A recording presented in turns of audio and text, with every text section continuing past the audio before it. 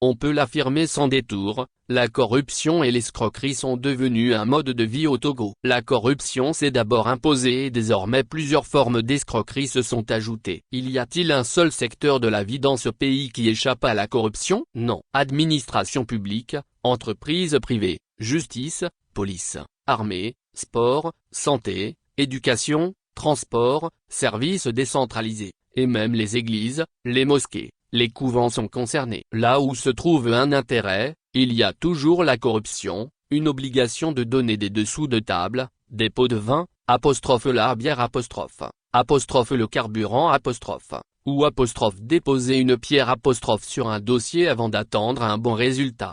Qui est honnête et essaie de suivre la voie normale paraît comme un idiot. Il perd son temps, fait des allers-retours inutiles et donne finalement l'impression de déranger ses amis, ses proches. Ses collègues lui rappellent d'arrêter d'être ridicule. La corruption est devenue une règle, une habitude, un réflexe que même les tout jeunes pratiquent, à force de voir les parents, les adultes, les patrons, les leaders, s'y adonner.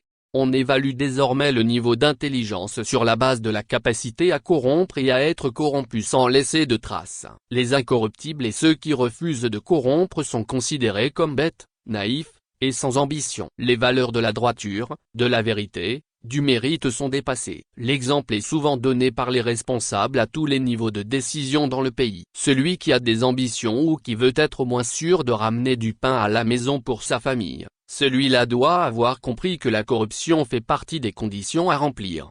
Pourquoi une telle situation? Les gens expliquent que les salaires sont très bas, les emplois sont rares, les activités dans le secteur privé ne marchent pas. Quand tout va mal et les problèmes s'accumulent, il faut trouver autrement l'argent pour arrondir les fins de mois. Un grand nombre de Togolais vivent couverts de dettes alors que leur situation ne s'améliore pas. Les prix de tous les produits de première nécessité augmentent sans cesse. Le loyer, le déplacement, la nourriture, les péages, l'école des enfants, les soins de santé flambent. Pour sauver le Togo et le faire progresser, il faut aider les citoyens à redevenir honnêtes. Mais la question est de savoir comment moraliser la vie publique quand la corruption est si flagrante, si généralisée, si aggravée et perçue comme normale, même par les premiers dirigeants du pays. Jaune.